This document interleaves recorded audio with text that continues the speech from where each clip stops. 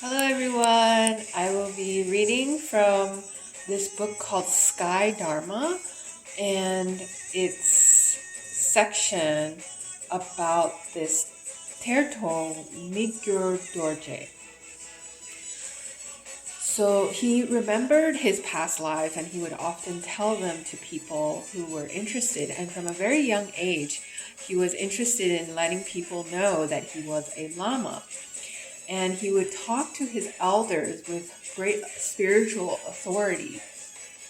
So once someone was discussing his possible birth, and they told his grandfather, "It seems your grandson is an incarnation of a Nyingma Lama.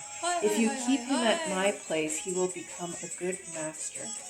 The grandfather replied, "It would be difficult for him to be a good master merely because of your aspiration. I think it would be better for him to be taught some medicine." And he could actually predict people's symptoms, and he was diagnosing people from a very young age. And he was also devoted to the Dharma. Whenever he saw his grandfather reciting Om Mani Padme Hum, he would praise his grandfather and say, "You are very good." However, his other grandfather, Adrup Gyal, hunted and killed wild animals, which displeased the Tertön Migyur Dorje. Over and over he told him, "Grandfather, you are an evildoer. Your food is the food of non-virtue, and it is unclean. You should confess your evil deeds." Anytime he saw a wild animal being killed or a livestock being slaughtered, he became upset and extremely sad. His uncle was a nomad and had a bow and arrow for killing. However, Migyur Dorje refused to touch the bow and arrow. Recognition and enthronement. When Tertön Migyur Dorje was about 7 years old, he had a vision of going to a city that he had not seen before, where he saw a lama wear a red pandita's hat. The lama, with 4 disciples, was encircled by a crowd of people chanting the Om Mani Padme Hum mantra and raising in the sky many white prayer flags on which the mantra was written. At the same time, they were turning prayer wheels inscribed with the mantra. The Lama scholar was giving teachings, and a number of women were singing and dancing, while various musical instruments were being played.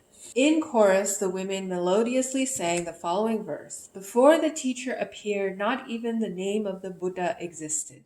It is difficult for a human to become a teacher, and even more difficult for a teacher to become a Buddha." Wow. The Tertön heard many similar songs, but forgot most of them. Singing this verse, the learned Lama rode to the west in a dark blue horse that could understand human speech. In this vision, the Lama represented Guru Padmasambhava and the women his retinue of Dakinis.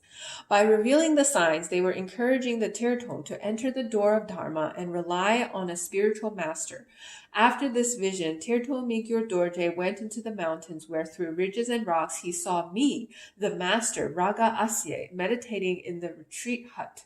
He clearly saw my braided and bound up hair and the entire shape of my body. In a dream, he received a prophecy telling him to go to his master's place, known as the Glorious Mountain. This left him with such an intense desire to visit his master, he felt unable to remain at home. Although his body became thin and weak because of this, his grandparents were so attached to him that they did not allow him to leave. Migyur Dorje feared his grandfather too much to say that he was going. When his father asked whether he wanted to visit his parents' home, he replied, "I don't know, ask my grandfather." Around this time, a sign occurred indicating that the Dakinis and Dharma protectors who hold the teachings were inviting him and making certain that the Tertön met his master. His grandfather was sitting near the fireplace drinking chang when many beautiful goddesses looking like human women and wearing ornaments appeared before him and performed auspicious dances. They said they had to see what the Tertön was doing. Failing to understand the signs' meanings, the grandfather still refused to let him go. Angered, the Dakinis and Dharma protectors exhibited frightening miracles.